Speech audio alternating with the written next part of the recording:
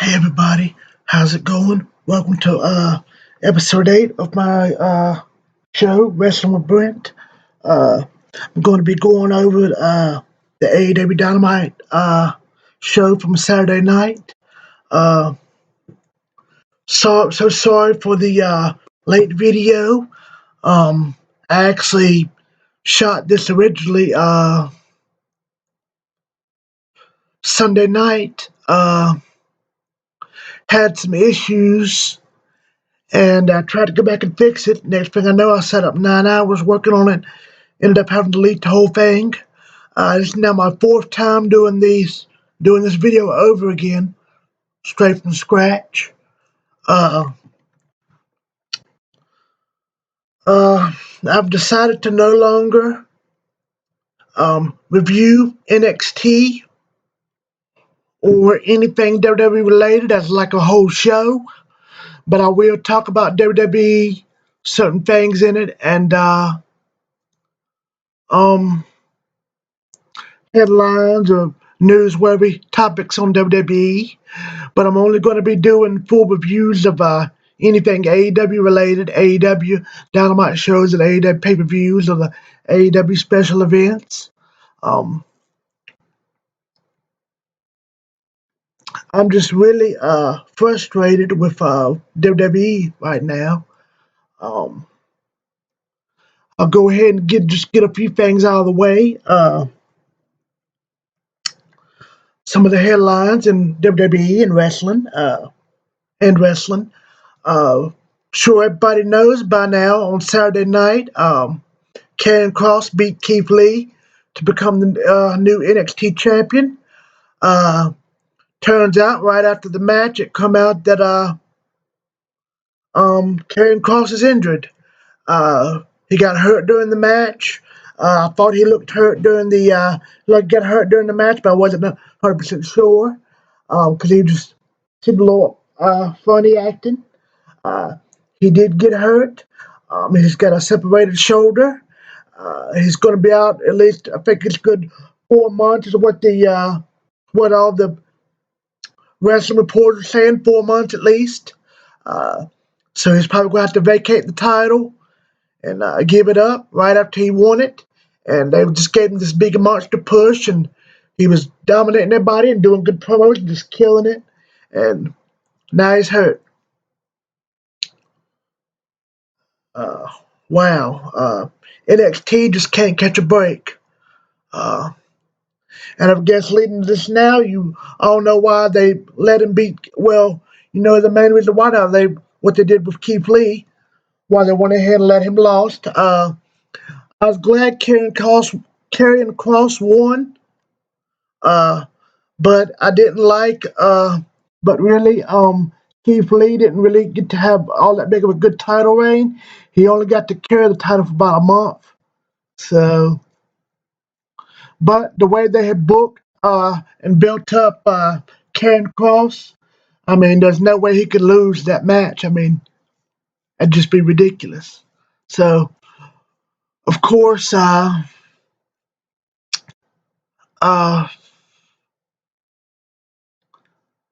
SummerSlam Sunday night. I'm not going to go into too much detail on it, but just want to talk about a couple of events that happened.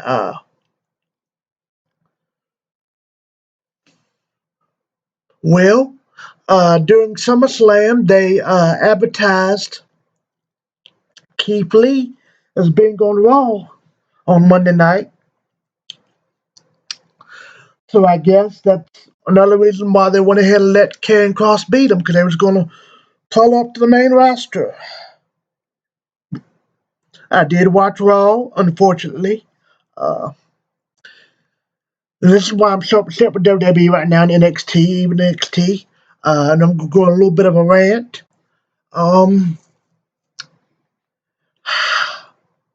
WWE, I don't like to use this term, and I don't like to, because a lot of people on the internet, especially internet wrestling community, on YouTube shows, podcasts, even popular wrestling journalists, former commentators that have podcasts, they all say it, and it's a popular term in wrestling, but people need to quit using it so much, quit saying it so much.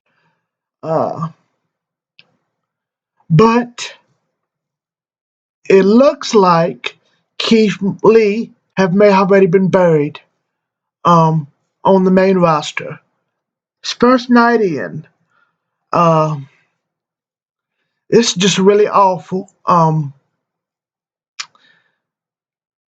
Uh, and I watched Joe Cronin's show, Joe and Jake, before this, and I heard about it uh, before I watched Raw, even because I had Raw recording. Uh, I was doing some other things, and I was going to watch it later and talk a little bit about it. I wanted to see what they did with Keith Lee's big debut on the main roster on Monday Night Raw. Uh, they've already pretty much ruined him. They gave him a really stupid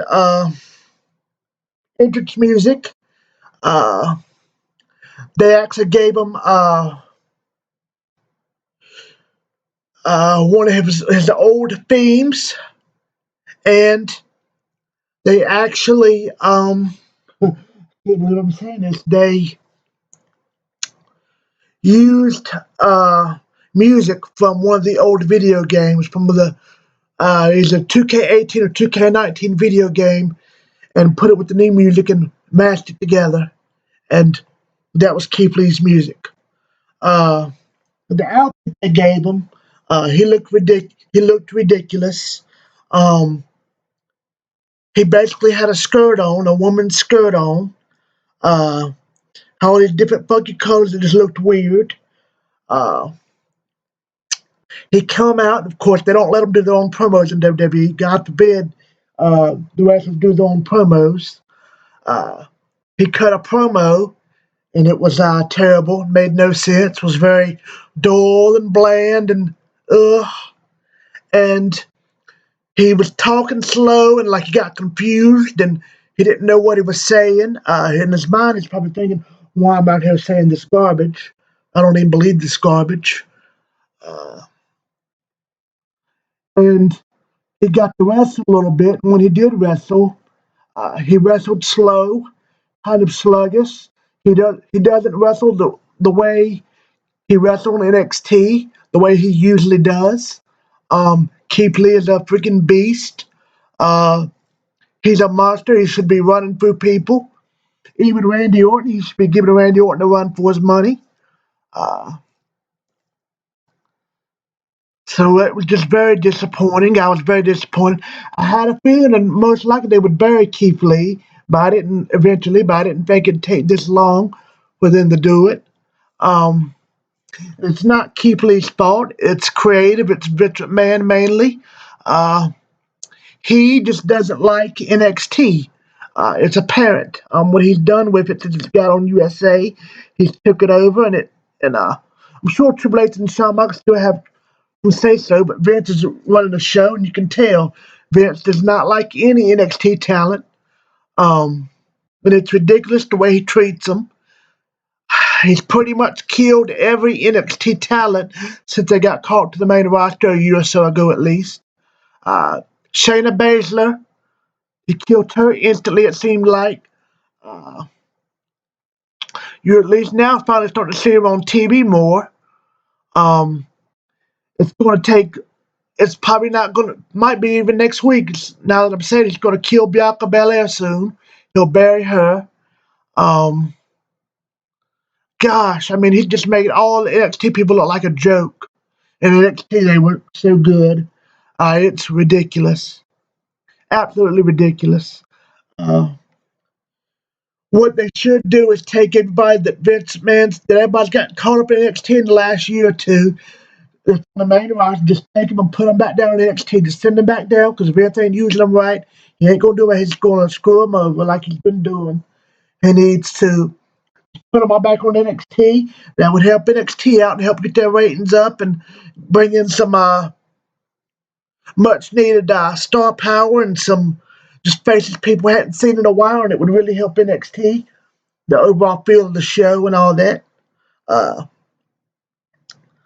so yeah, I'm just frustrated right now with NXT and WWE, and Actually, I just want to say WWE as a whole, which I've been frustrated for a long time, but covering this stuff and trying to come up, write these, do these YouTube shows and taking time to analyze and review. And WWE, specifically Vince, doesn't care about NXT. It's blatantly obvious.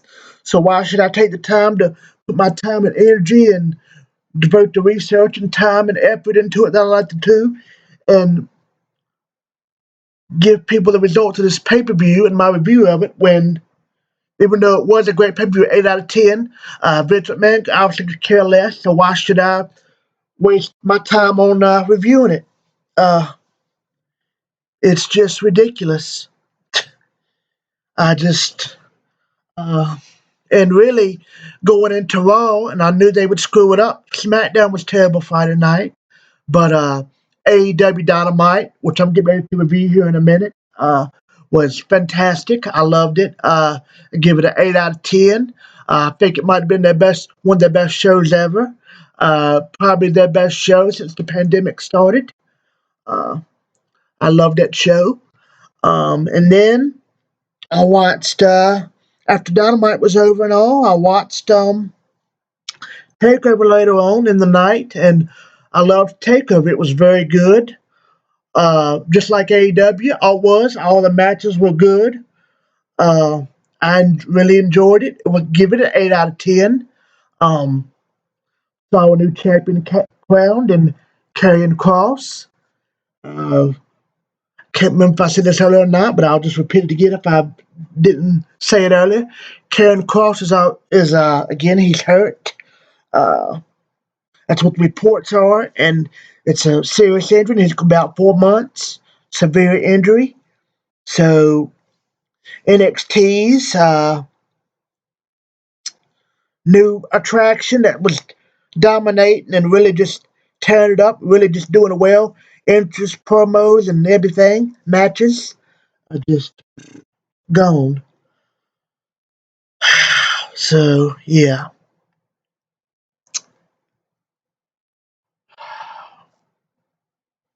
Uh, really quickly, I just want to talk about a couple of events happening at SummerSlam, and I'll get into the AEW Dynamite review.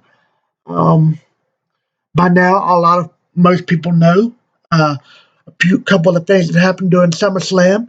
I actually really loved the SummerSlam. I gave it an 8 out of 10 as well. Gave it an 8 out of 10 as well. It was a really great show, especially under the circumstances. I still don't like the Thunderdome, even though it looked better, and they started letting fans at least be a little bit more involved. They didn't have them all stand there staring like statues.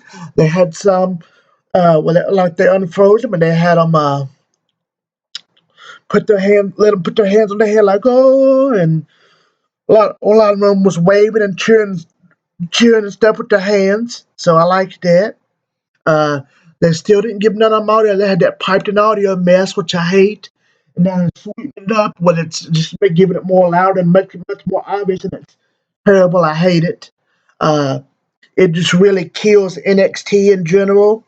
So it really hurt this takeover. And it really hurt Takeover and SummerSlam. But in spite of the sweetening on NXT has bad crowds that take over. They just don't let them talk or hardly do anything, just like they was doing with Raw and SmackDown before they went to Thunderdome. They don't hardly ever let them speak. They only have maybe one or two people boo, and none of the people in the audience, the fans or the other wrestlers, whatever you want to call them, they don't seem excited. They don't seem, into it. Uh, the NXT pay per view, even though it was very good, didn't have a lot of life to it, like the NXT TV show doesn't have life to it since it's been on USA. Uh, which I said in my previous video about how Vince has ruined it since it's been on USA. Um, but despite all the crowd stuff on for SummerSlam, it was a very good pay per view. I really enjoyed it. I loved all the matches, just like I did the NXT and the AEW show. Couple notable things that happened at SummerSlam. Uh, Sonya Deville and Mandy Rose. Earlier on in the week, the match was changed. Went from supposed to be hair versus hair. It was changed to at the last minute. Loser leaves WWE. Mandy Rose beat Sonya. I thought it was a good match. Sloppy, yes, but I didn't really notice it much. A lot of people on the internet was complaining afterwards and on the shows on YouTube and stuff saying that they thought it was terrible and it was clunky and just terrible match. I didn't really think that. Must have been while I was looking at Mandy a lot. Mandy looked beautiful as always. Sonya Deville looked beautiful too. Mandy had on a cool looking attire, different. Had on like gold a gold outfit, and over her outfit she had on like a white tank top or I don't know if you call them wife beater with the sleeves. I don't know what you call them, but and it looked like her hair was wet, like she just stepped out of the shower. So, whew, I mean, beautiful, gorgeous, whew, just gorgeous. Made my glasses fog up when I was looking at her. I mean, whew, my gosh. Same with Scarlet Bordeaux. Every time I see Scarlet Bordeaux, my glasses fog up. But yeah, so that happened. But so I think a lot of it was going to do to Sonya's recent stalker situation.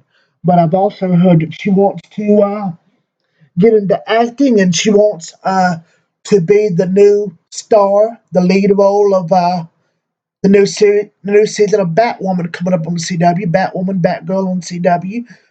Ruby Rose left the first after the first season, and they're trying to replace her with another gay actress and gay character to play the show, play the lead. Uh, Ruby Rose is openly gay, so is Sonya Deville. And they said they want a gay, keep having a gay character as the lead, which I'm okay with. I mean, it's fine. Uh, I think Sonya Deville would be a good choice. She could bring a lot of eyes to the show and uh, even get attention for WWE. They could help promote it a little bit, advertise it, and I think it'll work both ways for both of them. Uh, Fans that know Sonya has fans. She was getting really good and popular, and just really growing and getting so much better every week on WWE here lately, which is rival with Mandy Rose. Her promos and storyline and everything have just been really good. Her matches and her ring work has been solid. Uh, Her facial expression and everything has been really good. Um, so I think if she was to get the lead on Batwoman, I think she'd do a great job at it, and I'd be happy for her. I did see after SummerSlam on WWE.com posted one of those exclusive videos, and they was trying to get a word with Sonya after the match, and she was like kind of fake crying and angry and just like, "Don't you ever call me Sonya Deville again?" To the interviewer, whoever he was. She like, snapped at him and walked out. So that's making me think eventually she's going to come back with a character change, a new gimmick, a new name. So I hope she does come back to WWE one day. I mean, I've just always been a fan of hers, and I really like her, and I'm gonna miss her in WWE if she doesn't come back. Uh, yep. And the other big headline out of SummerSlam, of course, everybody knows now. Uh, Bray Wyatt, the Fiend, beat Braun Strowman for the Universal title. Soon as right after the match, he stood up with his title. Roman Reigns appeared out of nowhere and had on a new shirt, had his teeth, new teeth, like had his teeth fixed. Uh, they looked really good. He looked in great shape, looked jacked. I mean, man, he looked ripped, looked like a superhero, like an action figure. I mean, it was awesome. Uh, he looked awesome. Had on a new shirt. Said something like "destroy everyone and then leave," something like that. Um, so he punches and spears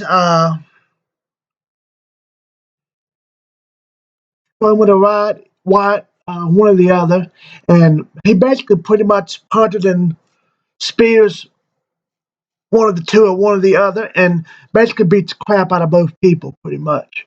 I mean, just beats them, and then walks over and talks junk to him and says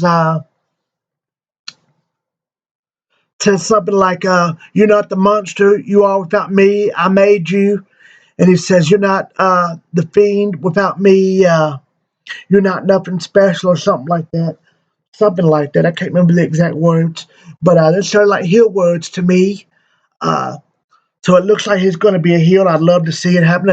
I've been calling for that for years. That's what he needs to do. But knowing WWE and Vince, they'll screw it up and they'll probably keep him as a full babyface, more than likely. But if they at least don't do heel, I hope they at least do make him a tweener, have him half heel and half babyface, like they did Undertaker several years ago of his Dead Man biker character. I'd be okay with that too. And of course, I'd be okay with the babyface Roman Reigns. I mean, I just like Roman Reigns as a person, and I just always liked him. Always been a fan, even since he first debuted in the Shield. But I know a lot of people don't like him. I think him being a heel would make him kind of more violent and more like a psycho and just ruthless. I think it would bring in some new fans to wrestling and WWE in particular.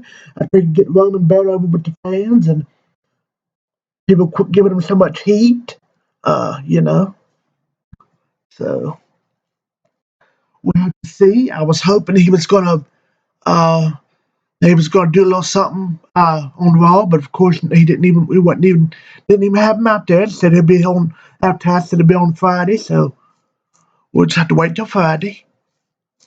Um Another thing that come out of SummerSlam was Dominic Mysterio's first match.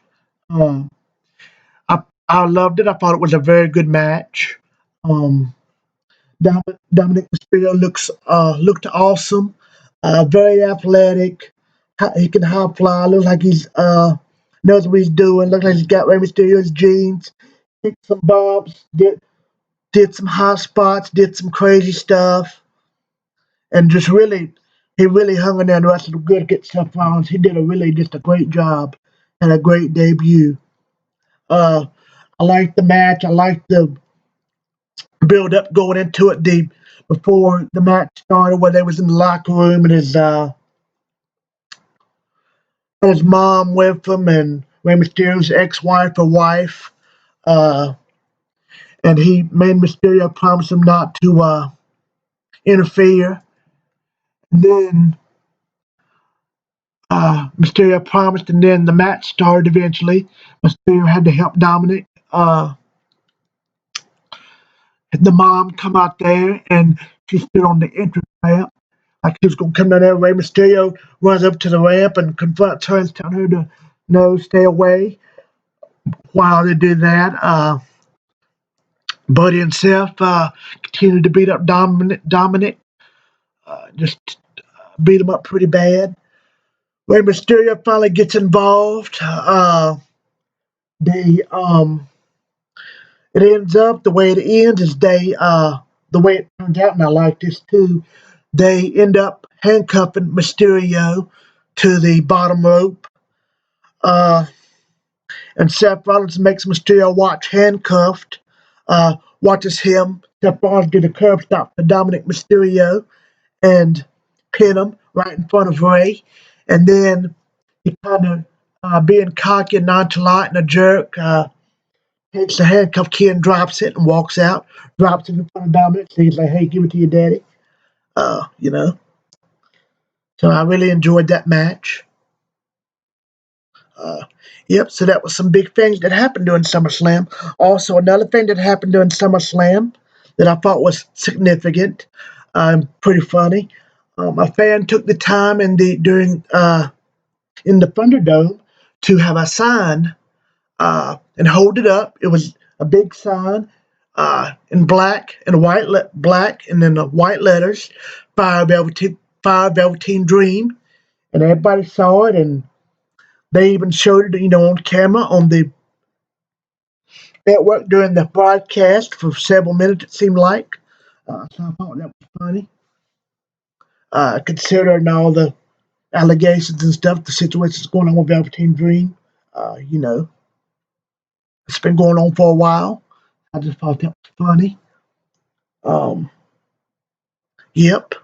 Really quick before I go into the AEW review. I know I've been talking a little bit too much, but One thing I forgot to mention earlier about what I liked about Takeover was Pat McAfee's debut. For those that don't were not really sure, Pat McAfee, he fought Adam Cole. Um, and I was worried how this match was going to be. I just thought it was going to be like a regular, every time they bring in a sports figure match, just kind of they're just going to kind of stand there and just move around and look at each other. But no, Pat McAfee really wrestled and done a great job.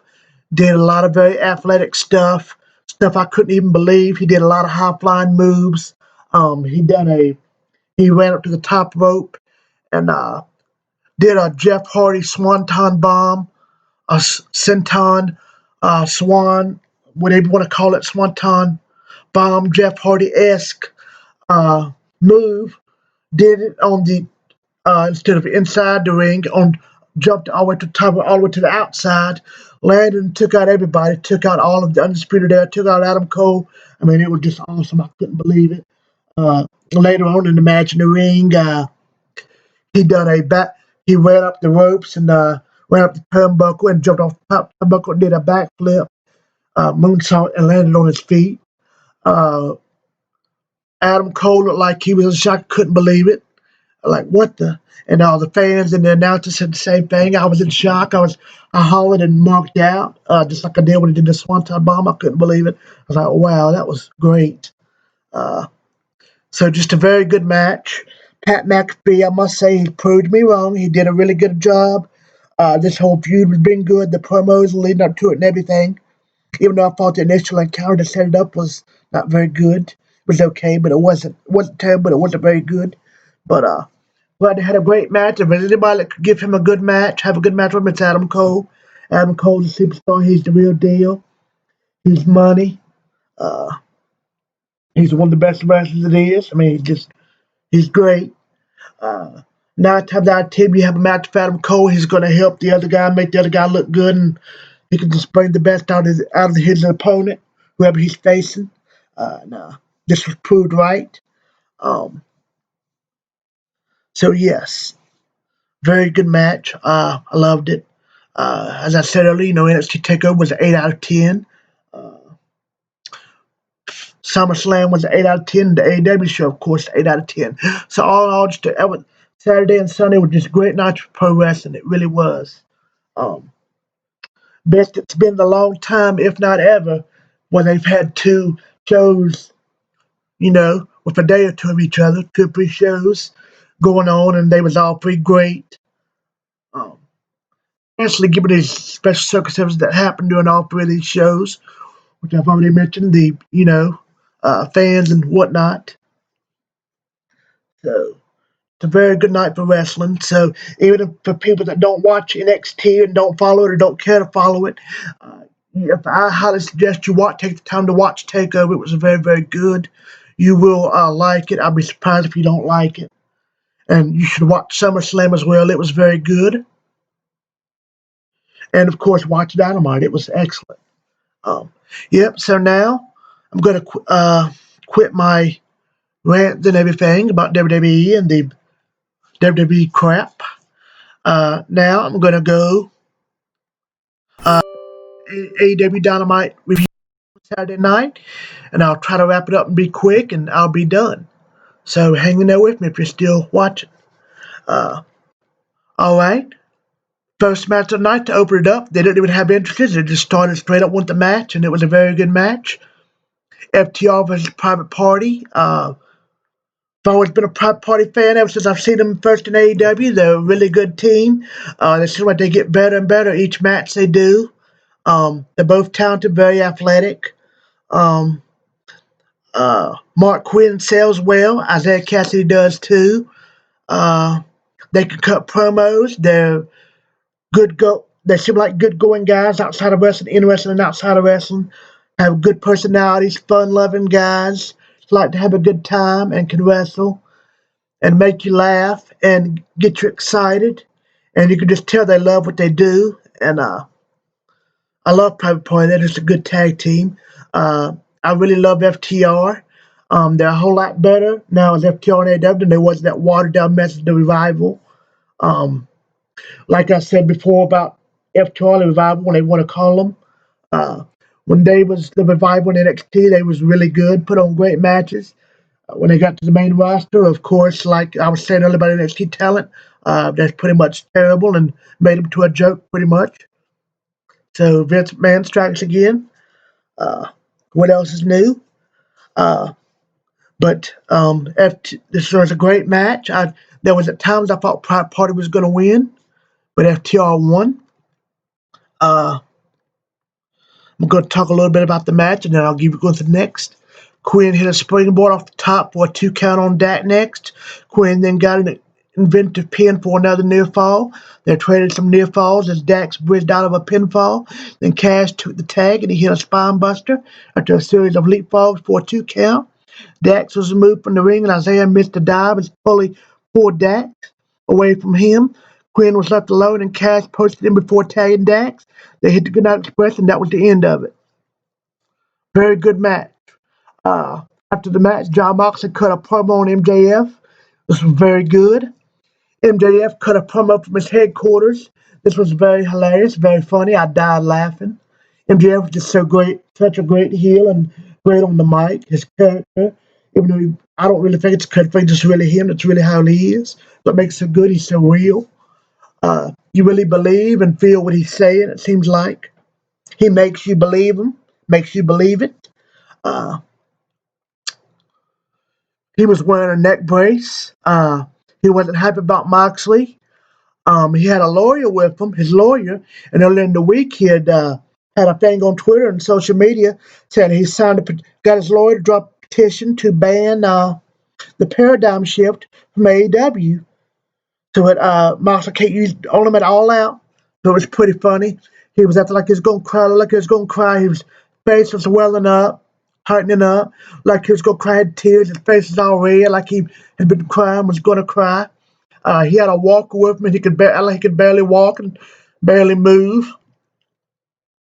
The walker he was using was decked out in plaid, like his scarf that he wears, and like his presidential podium he had the other week, and that he had that with him too. It was also plaid, so that was very funny. And his same assistant that he's been with him, he told her, she didn't smile enough. So in this, she was obviously smiling, over smiling too much, overselling. It was just really funny on purpose. It was just really funny. So while he's crying and she's looking all happy, his security guard was all serious and Wooler was all serious and MJF was all serious and she was just smiling. So I just thought it was really funny. A great promo. I loved it. Hilarious. Yep.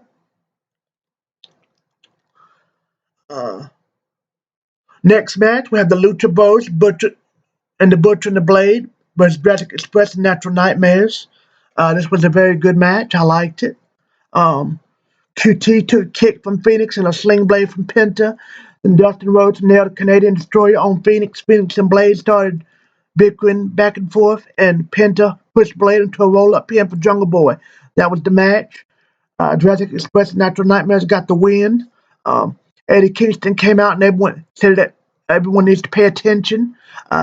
King said they all knew each other from the Indies. He said they're on TNT, but they don't know drama. He hyped everyone on the losing team, and he said they won't take over if they're divided. The King got everyone to come in for a hug, and he winked at the camera.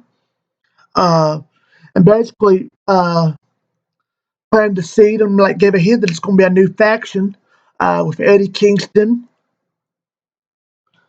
Butcher and the Blade, and the Lucha Bros.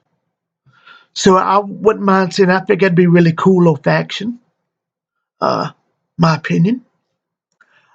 Next, we got a video or skit or what do you want to call it, a video package from Britt Baker.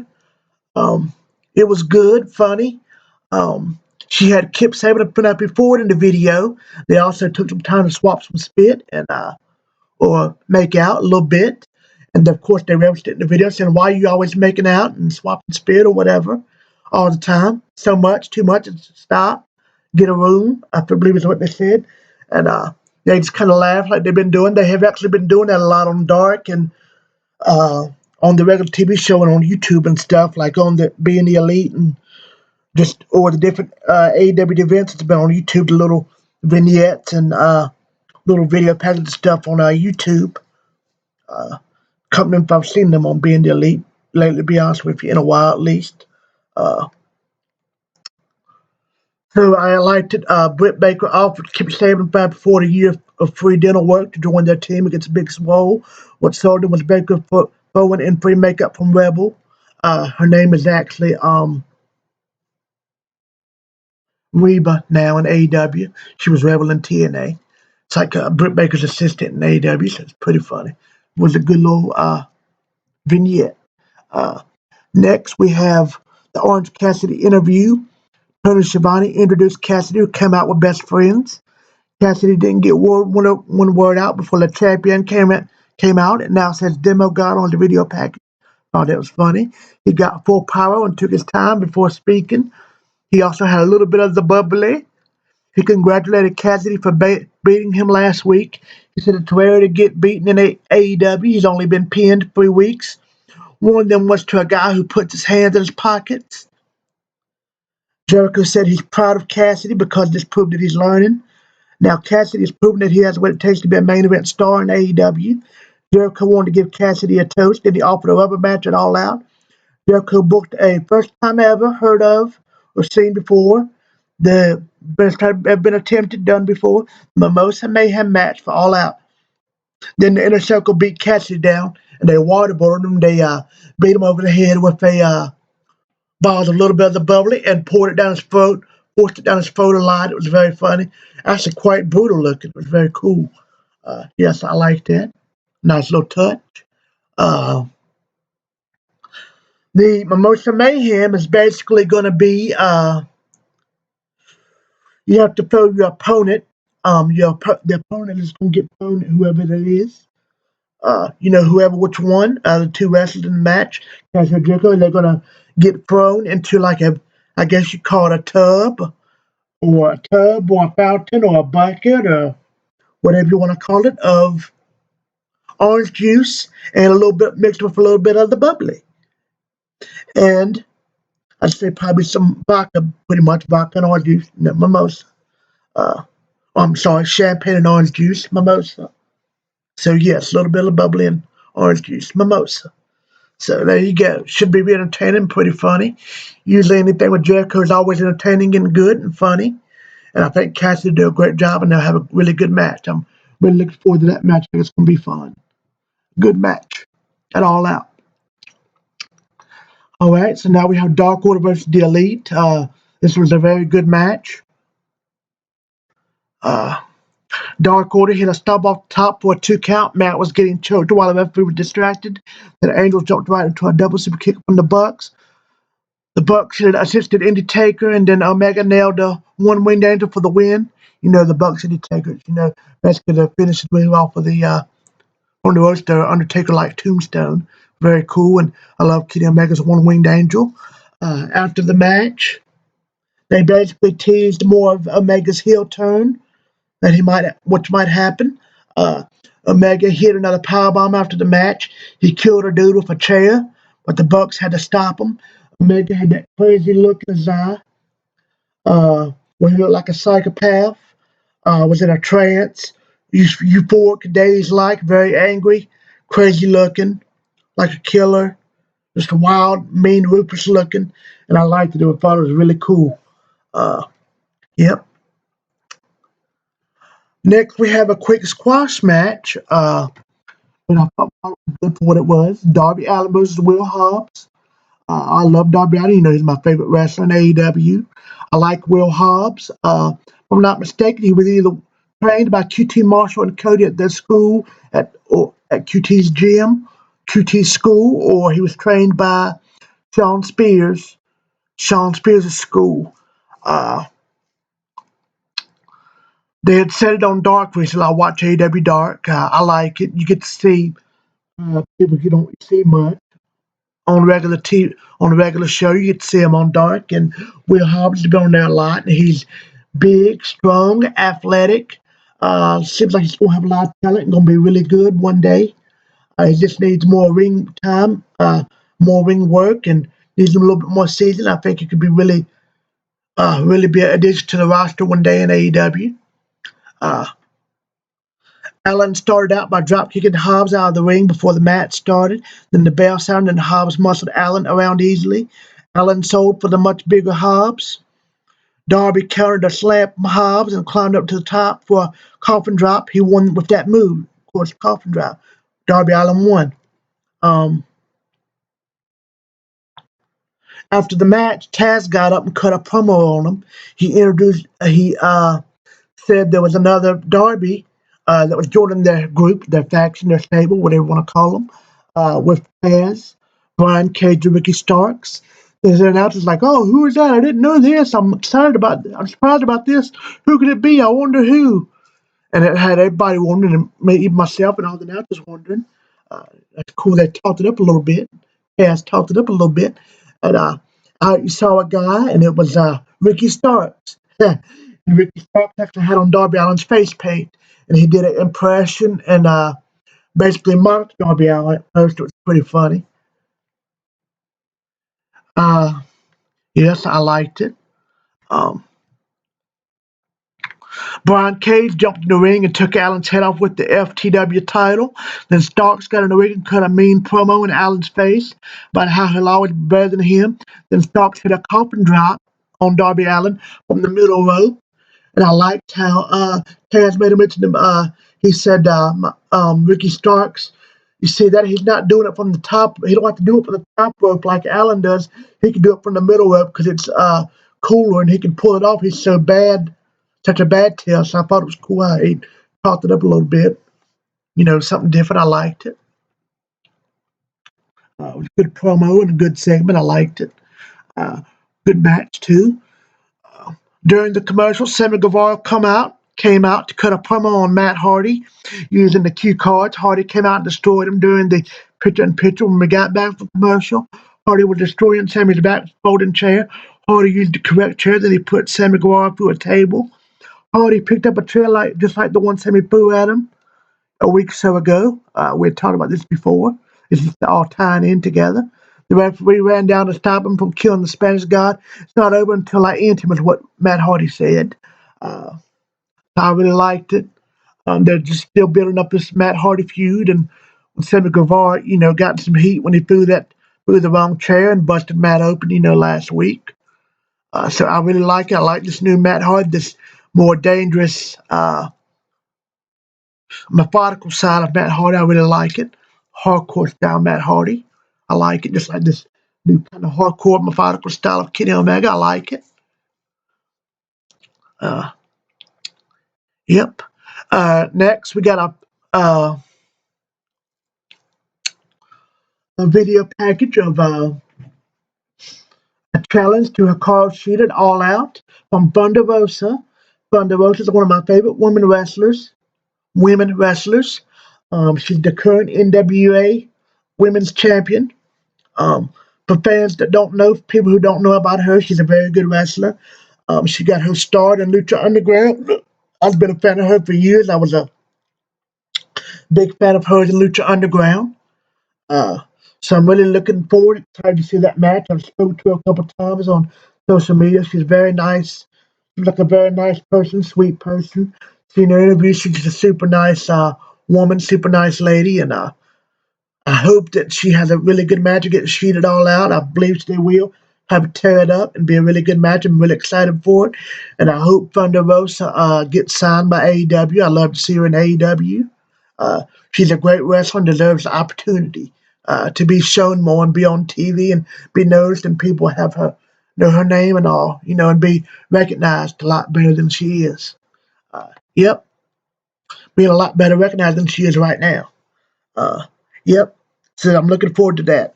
Uh, Next match we have Ibelise and Diamante versus the Nightmare Sisters.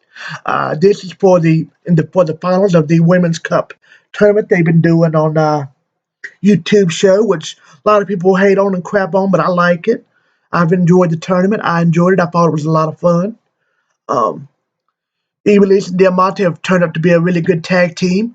Evilise, of course, people that don't know, she was also been a fan of her for years. Um, she was also got her start in Lucha Underground. Same time Thunder Rosa was in there, and Evilise did great. And she's a great wrestler. She's one of my favorite women to wrestle, and she puts on really good matches, and she's been killing it in AEW. And Diamante, since she's been in AEW, has been really good. I've been impressed with her as well. Apparently, she came from Impact. I didn't never don't remember watching any of her Impact stuff because I don't watch much of Impact. I hate Impact, but I hope AEW signs them both full time. Uh, Brandy and Allie looked good. They've really been pushing them for a while now on being the elite and not being the elite. I'm sorry, but AEW Dark. Uh, so that's where they uh, got that storyline together where she left the Butcher and the Blade. Another thing I want to say about AEW Dark, couldn't remember if I said it earlier or not, but when you watch that, it really helps tie the stories in, the loose ends in. Sometimes on Dynamite, you're like, why did they explain that? Or why are they doing that? A lot of it, they actually give you the explanations for it on the YouTube clips and YouTube shows, and on being the elite for some stuff, and mostly on Dark, so that it helps tie things in. Um,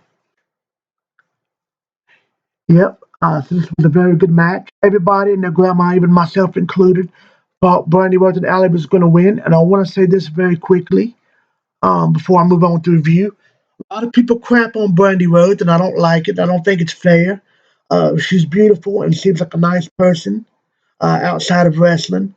Seems very nice. I've heard several interviews and just seeing her interviews. She seems like a very nice, sweet, good person, friendly, kind person, caring person.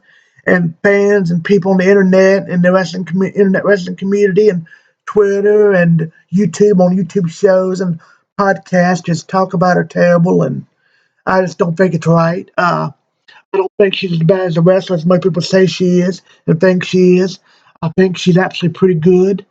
Um, she's not a great wrestler, but I think she's good. I don't think she's terrible. I don't think she's the worst wrestler ever, like a lot of people claim she is the worst wrestler ever. I think she is good and she is talented. Um, I believe if she wants to wrestle, she should have an opportunity to do so. And I believe she does a good job.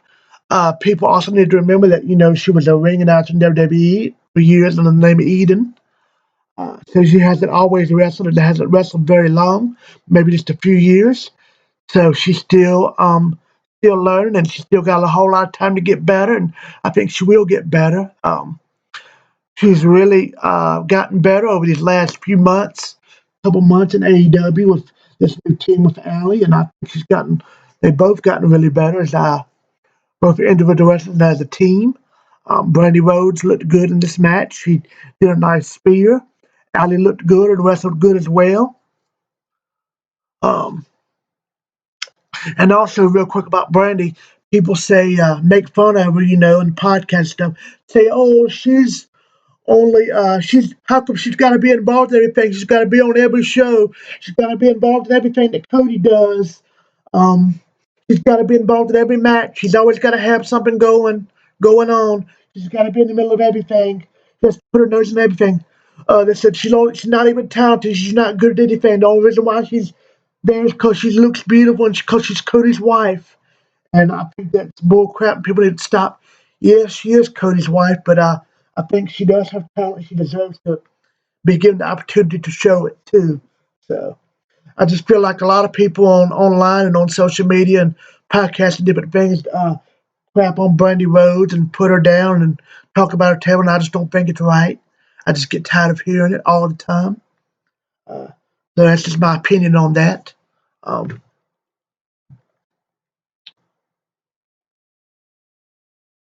QT Marshall got involved and Brandy almost hit a double undertook move. And Brandy was sent over the ropes and Ivelisse and Diamante got the pin and won. Uh, the winners were Ivelisse and Diamante. Like I said, it was a surprise. Uh, Medusa had actually was like basically the main host and presenter of this tournament. Her and Dasha presented it a lot. Um,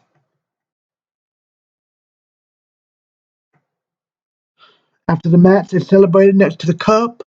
Medusa come out and was presenting them the cup and presented them with flowers. And I thought it was cool. They threw the flowers down and raised the heritage flags up in their countries. I thought that was funny. Yep, so it was good. I liked it. I hope Iblis and Diamante get signed full time by AEW. So if anybody in AEW sees this, please make it happen. Tony Khan, sign them both. They deserve it. Uh, all right, so now we have the main event: Cody versus Brody Lee for the AEW TNT title. This was a shock. Um, Brody Lee won.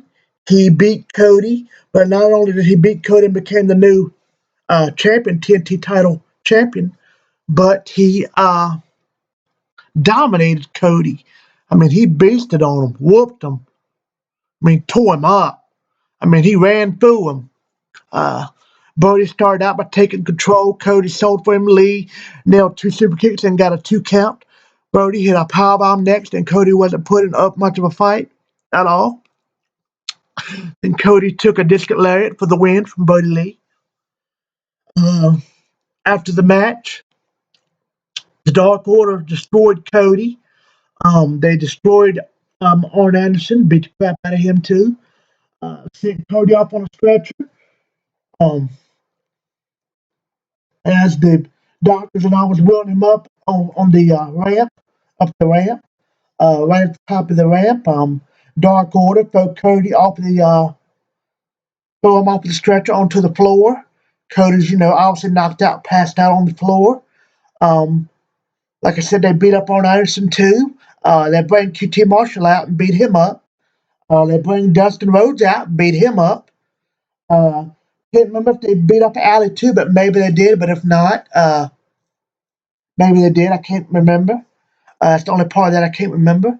They then Brandy Rhodes come out, and she come out hugging over Cody's body and was like, "What are you doing? What do you want? Get out of here! Leave him alone. He's had enough.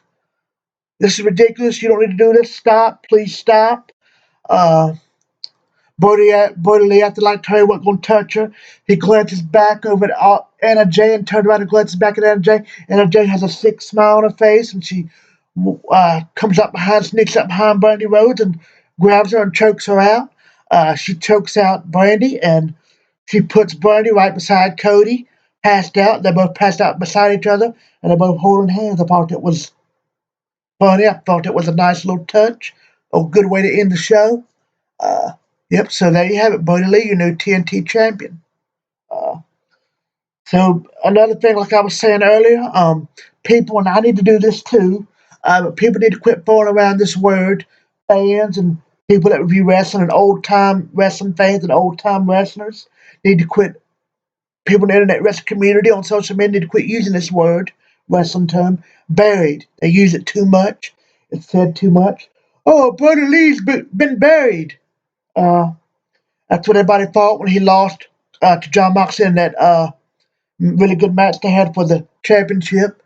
And now you see Brody Lee ain't buried. Uh, they're finally pushing Dark Order, it seems like, over the last month or so. Evil Warlords 2 Ways had a lot of good wins on Dark.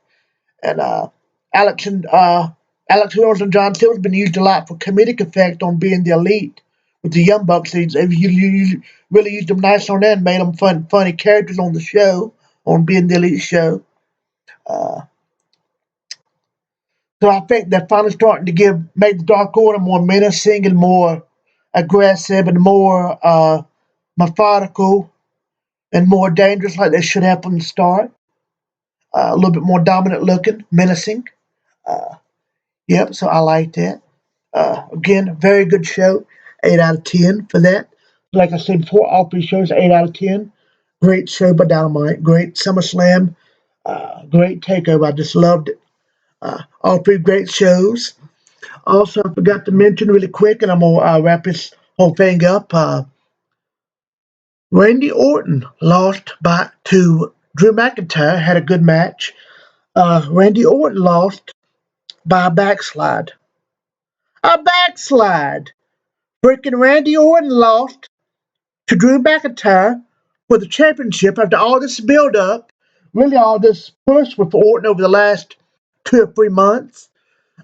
He brought back they brought back his legend killer gimmick, his best gimmick he's ever done, in my opinion. He was ruthless. He had good matches, pretty much fused everything, and just great stuff by Randy Orton and Drew McIntyre as well. Drew McIntyre been killing it as champion despite having no crowds and not really a whole lot of opponents, really. Uh, and he's had good matches and good promos, and uh, Drew McIntyre beat him with a backslide. I was in shock and couldn't believe it when it first happened, and I just busted out laughing. It was hilarious. Uh, a freaking backslide. Just, oh my God, WWE. Killing me. Gosh. Idiots. Rich men idiots. My gosh. Alright, so that's the end of for this review. I hope everybody stayed and watched the whole thing. I hope I didn't get on anybody's nerves or ramble too much. I hope y'all like my channel. If you like it, give me feedback. I love to hear your comments and thoughts on the channel, and hit likes and subscribe it if you would like to. If you like my reviews, like I said earlier in the video, I'm not gonna review any more NXT shows or events or any WWE events, but I'll talk about storylines and angles and stuff. But I'm not gonna review match for match like I was doing because just the way Vince is ruining NXT is just ridiculous and very frustrating. It's not worth my time making these videos and putting it in there and doing hard work and research to make it happen. And with Vince treating it the way he does, just eh. Uh, so even if you don't like my content, my channel, my videos, or the things I say, my opinions, uh, let me know. Even if you just want to be a jerk or just give me a constructive criticism, whether good or bad comments, I'll listen, but I'll probably just ignore it if they're bad. If you don't like me, I'll just ignore you, and I'm gonna keep doing things the way I do them, and keep saying, give my opinion and how I feel, regardless of what anybody else thinks.